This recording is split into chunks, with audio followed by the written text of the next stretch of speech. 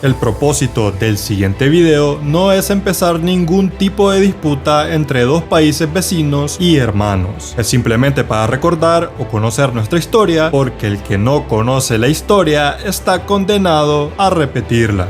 En julio de 1969, el mundo fue testigo de una guerra que apenas duró 100 horas, pero que cuyas cicatrices aún arden en la historia de Centroamérica. El Salvador y Honduras, dos países vecinos, se enfrentaron en un conflicto armado que dejó miles de muertos, decenas de miles de desplazados y una pregunta que hasta hoy provoca desconcierto: ¿puede un simple partido de fútbol iniciar una guerra? El Salvador, con una población creciente y poco territorio cultivable, enfrentaba una crisis silenciosa, miles de campesinos sin tierras y sin oportunidades. Estas personas cruzaban la frontera hacia Honduras buscando trabajo, sobre todo en las fincas bananeras y zonas rurales. Para 1969 se estima que más de 300.000 salvadoreños vivían en Honduras, muchos de ellos sin documentos en tierras ocupadas de manera informal. Pero mientras unos buscaban sobrevivir, otros se sentían invadidos. En Honduras, el malestar crecía. Los sectores más nacionalistas acusaban a los salvadoreños de quitarles tierras y empleos. En 1962, el gobierno hondureño firmó una reforma agraria que, en teoría, buscaba distribuir mejor la tierra, pero que en la práctica desató un problema mayor. Los salvadoreños fueron desalojados masivamente de sus parcelas, a menudo sin ningún tipo de compensación. El Salvador reclamó, Honduras no cedió. La tensión diplomática escaló rápidamente. En El Salvador, el presidente era Fidel Sánchez Hernández, un militar en el poder desde 1967. Frente a la crisis migratoria, el descontento social y la presión de la opinión pública, tomó una decisión radical: ordenó la invasión militar de Honduras. La decisión fue respaldada por sectores del ejército y celebrada por parte de la población, que ya venía alimentando un fuerte nacionalismo. Sin embargo, esta acción no resolvió ninguno de los problemas internos del país. Hernández mantuvo una narrativa patriótica, pero tras la guerra su imagen comenzó a desgastarse. En Honduras, el jefe de estado era Osvaldo López Arellano, también militar, que había llegado al poder mediante un golpe de estado en 1963. Su gobierno enfrentaba presión por una reforma agraria que no avanzaba por la crisis del campo. En lugar de enfrentar a los terratenientes, López Arellano culpó a los migrantes salvadoreños de ocupar tierras de manera ilegal. Eso alimentó una campaña de odio y expulsiones masivas, ya que la reforma agraria no afectaba a los grandes propietarios de tierras, entre los que se encontraba la empresa estadounidense United Fruit Company, dueña del 10% de la tierra cultivable en Honduras. Esto generó una persecución de salvadoreños en Honduras por el escuadrón clandestino La Mancha Brava, surgido en los meses previos a la guerra. Esta formación paramilitar asesinó y detuvo a gran cantidad de salvadoreños en la zona fronteriza, lo que produjo un regreso masivo a El Salvador y agudizó la situación entre los dos países. Ambos gobiernos utilizaron el conflicto como válvula de escape para sus propios problemas internos.